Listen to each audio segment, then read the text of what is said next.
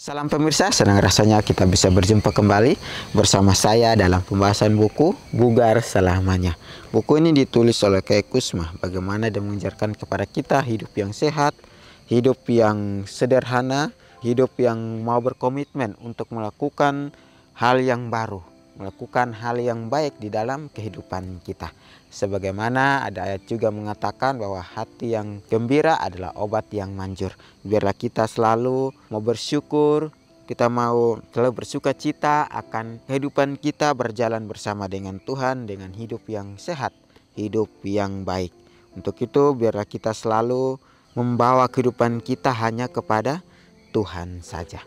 Pada saat ini kita akan masuk dalam pembahasannya dengan judul Mati untuk Hidup. Ayat intinya terdapat dalam Yohanes 3 ayat 3. Yesus menjawab katanya, "Aku berkata kepadamu, sesungguhnya jika seorang tidak dilahirkan kembali, ia tidak dapat melihat kerajaan Allah." Setiap manusia dimulai dari satu sel. Sel itu membelah lagi dan lagi, berkembang menjadi bagian tubuh yang berbeda. Tubuh manusia dewasa terbentuk oleh lebih dari 60 triliun unit struktural materi hidup yang ukuran, bentuk, dan fungsinya berbeda-beda. Ini disebut sel. Apakah Anda tahu berapa jumlahnya?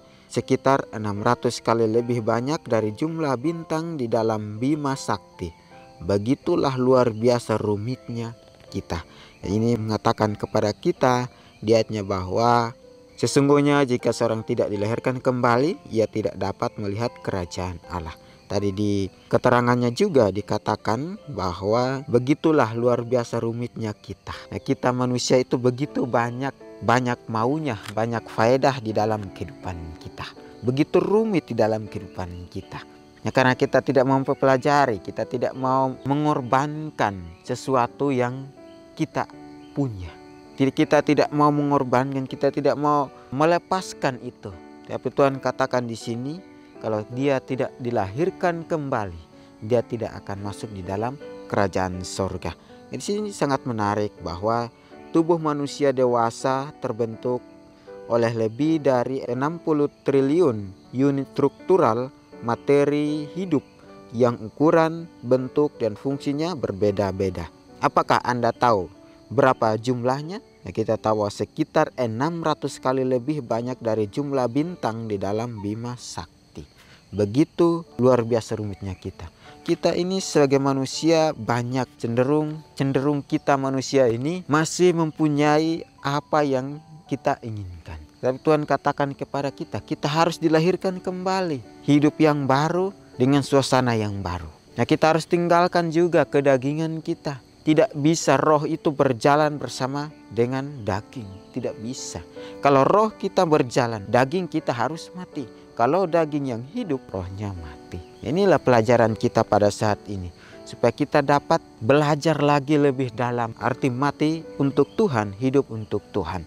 Begitu luar biasa pelajaran kita pada saat ini. Ya, bahwa setiap detik sel-sel dipenuhi dengan aktivitas. Pembangunan kembali, dan mendidihkan energi. Sel-sel itu bekerja sepanjang waktu secara lambat dan dengan cepat, namun tidak menghentikan pengoperasian bahkan saat Anda tidur. Dan semua sel, kecuali sel-sel saraf, memperbanyak dirinya sendiri. Misalnya, jika potongan dari liver Anda diangkat melalui pembedahan, sel-sel liver yang tersisa akan bertambah banyak sampai organ kembali ke ukuran aslinya. Sejak dari masa kelahiran, sel-sel kulit, tulang, sumsum tulang, dan sel-sel jaringan penghubung mengalami kematian dan direproduksi kembali. Adalah melalui proses kematian dan kelahiran kembali ini kita menikmati kesehatan yang baik. Sangat luar biasa. Di sini juga dikatakan bahwa adalah melalui proses kematian dan kelahiran kembali ini kita menikmati kesehatan yang baik. Kalau kita lihat sebuah pohon yang baru ditanam, itu dia akan mati. Setelah dia mati, dia akan hidup kembali dengan daun yang baru, tunas yang baru, buah yang baru. Begitu juga dengan benih. Benih kalau kita tanam di tanah, kita kubur, benih itu ikan mati. Dia menikmati proses itu sehingga dia dapat tumbuh kembali menjadi tunas yang baru, menjadi pohon yang baru. Ya, kita pun harus sama seperti itu. Ketika Tuhan ingin kita dilahirkan kembali, maka kita harus terima semua itu. Akan ada rasa sakit di dalam kehidupan kita ketika kita mau hidup baru, kita tinggalkan kedagingan kita, keegoisan kita, dan kesombongan kita, keangkuhan kita. Itu sangat-sangat sulit dalam kehidupan kita. Tetapi barang siapa yang mau untuk hidup baru, hidup bersama dengan Kristus, maka dia berserah kepada Tuhan. Dia akan mengatakan, inilah aku. Biarlah Tuhan dapat mau memakai saya untuk menjadi orang yang membawa sukacita di dalam lingkungan hidup ini. Ya, di sini juga dikatakan bahwa di ayatnya juga dikatakan bahwa kata-kata Tuhan memberitahukan kita bahwa syarat untuk memasuki kerajaan sorga adalah kita harus dilahirkan kembali. Itu kata-kata Tuhan. Bahwa seseorang yang mau masuk bersama dengan dia, maka dia harus hidup baru, dia dilahirkan kembali, mati di dalam kebiasaan-kebiasaan lama, mati di dalam kedagingan. Ya, kita harus, Tuhan menuntut kita untuk mati setiap harinya. Ya, mati setiap harinya itu adalah mati dalam kebiasaan kita, mati dalam kedagingan kita. Jika kita mau untuk melepaskan kedagingan, keegoisan kita, kesombongan kita, watak yang keras, hati yang selalu mengeraskan hati, maka kita harus membuang itu perlahan-lahan untuk menerima karunia Tuhan, menerima hidup yang baru. Kita pasti merasakan hal yang sama ketika kita mau dipanggil Tuhan, ketika kita mau hidup bersama dengan Tuhan. Banyak cobaan, banyak tantangan, banyak ujian, tapi inilah Tuhan kita yang membawa kepada kita suatu jalan menuju iman yang baik, menuju kasih yang abadi. Tidak ada jalan yang dimana kita lewati dan tidak ada hasilnya. Tapi jalan yang kita lewati itu ada hasilnya di masa depan. Untuk itu Tuhan katakan kepada kita, dilahirkan kembali dan menerima hidup yang baru, menerima Tuhan sebagai juru selamat pribadi kita masing-masing. Di sini juga dikatakan kepada kita bahwa kesehatan rohani yang baik memerlukan proses kematian dan kelahiran kembali yang sama. 2000 tahun yang lalu, Yesus menyampaikan salah satu khotbahnya yang paling mendalam kepada pendengar yang berjumlah satu orang, seorang Farisi bernama Nikodemus.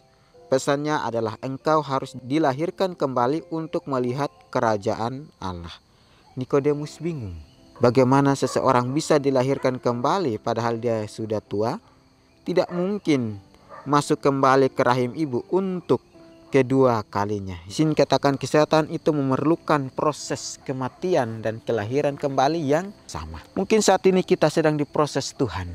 Mungkin saat ini kita masih diberikan Tuhan suatu ujian untuk kita jalani. Tapi setelah kita menjalani itu dengan penuh rasa syukur, bersuka cita, bersandar kepada Tuhan, maka kita mendapatkan satu iman yang lebih baru lagi. Kita mendapat satu kelahiran yang baru bersama dengan Tuhan. Di sini katakan 2000 tahun yang lalu Yesus menyampaikan salah satu khotbahnya yang paling mendalam kepada pendengar yang berjumlah satu orang, seorang Farisi bernama Nikodemus. Engkau harus dilahirkan kembali untuk melihat kerajaan Allah. Pada saat itu juga Nikodemus bingung.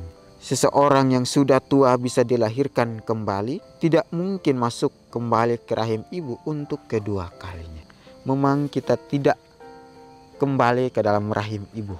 Tapi bagaimana kehidupan kita mau dibersihkan, mau disucikan, mau dimurnikan oleh Tuhan, maka yang kita harus terima itu. Kita harus menerima dengan sukacita. Dengan hidup yang baru, dengan kita dilahirkan kembali, maka kita begitu banyak bersyukur, berterima kasih kepada Tuhan karena kita tidak lagi melakukan apa yang tidak dikehendaki oleh Tuhan. Ya, di sini sudah jelas dikatakan kepada kita bahwa Yesus menjelaskan kelahiran kembali haruslah kelahiran dari air, pemurnian dan roh. Dengan kata lain, kita harus meninggalkan kemarahan, rasa sakit hati, iri hati, cemburu, dan kepahitan. Apapun yang memisahkan kita dari Tuhan harus mati dan dikubur. Maka Roh akan menciptakan kita kembali. Nah, proses kematian terhadap dosa ini tidak hanya terjadi pada saat baptisan saja. Sebaliknya, setiap hari dalam hidup kita harus mati terhadap dosa dan menyerahkan diri kembali kepada Tuhan.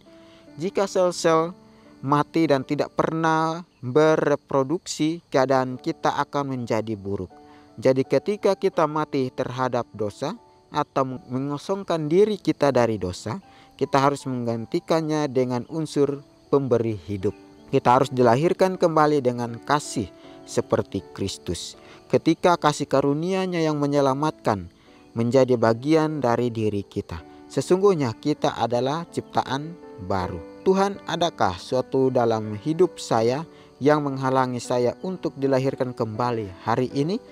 Ya, sangat luar biasa di sini Tuhan menjelaskan bahwa kelahiran kembali haruslah kelahiran dari air dan Roh. Sangat luar biasa. Dengan kata lain, kita harus meninggalkan kemarahan kita, rasa sakit kita, iri hati kita, cemburu dan kepahitan yang ada dalam kehidupan kita. Kita harus tinggalkan, kita harus bersihkan hati kita, bersihkan kehidupan kita untuk menerima hidup yang baru. Kita harus dilahirkan kembali karena itu adalah jalan daripada Tuhan untuk kita hidup yang lebih baik lagi. Jadi sini katakan, ketika kita mau untuk diubah, maka Roh Kudus akan menciptakan kita kembali. Roh Kudus akan memberikan kita kehidupan yang baru lagi. Jadi sini dikatakan, proses kematian terhadap dosa ini tidak hanya terjadi pada saat baptisan saja. Sebaliknya, setiap hari dalam hidup kita harus mati terhadap dosa dan menyerahkan diri kembali kepada Tuhan. Ya, tadi saya katakan kita harus mati setiap harinya di dalam dosa kita, di dalam kedagingan kita, di dalam kesombongan kita, keangkuhan kita, supaya kita dapat menerima kasih karunia Tuhan itu menjadi bagian di dalam kehidupan kita. Jika sel-sel mati dan tidak pernah bereproduksi, keadaan kita akan menjadi buruk. Ketika sel-sel mati dan kita tidak memproduksi sel yang baru, maka tubuh kita menjadi buruk atau lemah. Jadi jika kita mati terhadap dosa atau mengosongkan diri dari dosa, kita harus menggantikannya dengan unsur pemberi hidup, yang artinya kita kembali kepada Tuhan. Ya, kita harus dilahirkan kembali dengan kasih seperti Kristus. Ketika kasih karunia-Nya yang menyelamatkan menjadi bagian dari diri kita, sesungguhnya kita adalah ciptaan baru.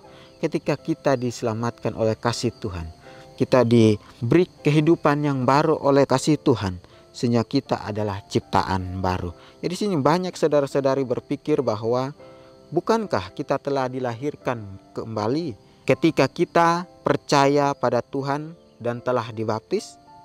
Kita semua tahu bahwa firman Tuhan adalah air kehidupan. Tuhan berkata yang menghidupkan, Tuhan berkata, Rohlah yang menghidupkan, daging tidak menghasilkan apa-apa. Segala perkataan yang aku katakan kepadamu adalah roh dan kehidupan. Jadi dapat dilihat, air dan roh merujuk pada firman Tuhan. Dan kelahiran kembali yang sejati berarti memiliki kehidupan baru di dalam firman Tuhan. Ketika kita terlahir kembali di dalam firman Tuhan, di dalam diri kita dapat diubah dan dimurnikan dalam firman Tuhan. Ya, sangat luar biasa. Tuhan katakan bahwa bukan dari baptisan saja kita sudah menerima atau hidup yang baru, tapi kita harus dilahirkan kembali melalui Roh. Ya, inilah pelajaran kita pada saat ini untuk kita dapat hidup baru, hidup yang lebih baik lagi. Firman Tuhan adalah air kehidupan. Tuhan berkata, Rohlah yang menghidupkan, daging tidak menghasilkan apa-apa. Segala perkataan yang aku katakan kepadamu adalah roh dan kehidupan. Dapat dilihat bahwa air dan roh merujuk pada firman Tuhan. Dan kelahiran kembali yang sejati berarti memiliki kehidupan baru di dalam firman Tuhan. Ketika kita terlahir di dalam firman Tuhan, di dalam diri kita dapat diubah dan dimurnikan dalam firman Tuhan. Jadi sudah jelas Tuhan katakan, Rohlah yang menghidupkan, Rohlah yang memberikan kita hidup yang baru. Daging tidak bisa berbuat apa-apa. Ya, rohlah yang membawa kita kepada hidup yang baru. Dan kita juga harus menerima semua itu. Kita harus meninggalkan akan kesombongan kita, meninggalkan akan kedagingan kita. Dan biarlah semua itu kita jalani, karena Tuhan katakan kepada kita segala sesuatu mendatangkan kebaikan di dalam kehidupan kita bagi siapapun yang terpanggil sesuai dengan kehendak Tuhan. Sekarang ini kita harus mau memiliki kehidupan yang baru. Kita mau diubah oleh Tuhan. Kita mau berserah kepada Tuhan saja. Nah, ini adalah mati untuk hidup. Ialah kita mati di dalam dosa-dosa kita, mati di dalam keegoisan kita untuk kita hidup yang baru. Biarlah pelajaran ini dapat menguatkan kita untuk kita terus mempelajari hal yang baru, mempelajari firman Tuhan di dalam kehidupan kita. Pada saat ini, biarlah kita selalu mau berkomitmen untuk melakukan hal-hal yang patut kita lakukan untuk Tuhan kita. Kita akan berjumpa lagi di kesempatan berikutnya dan Tuhan memberkati.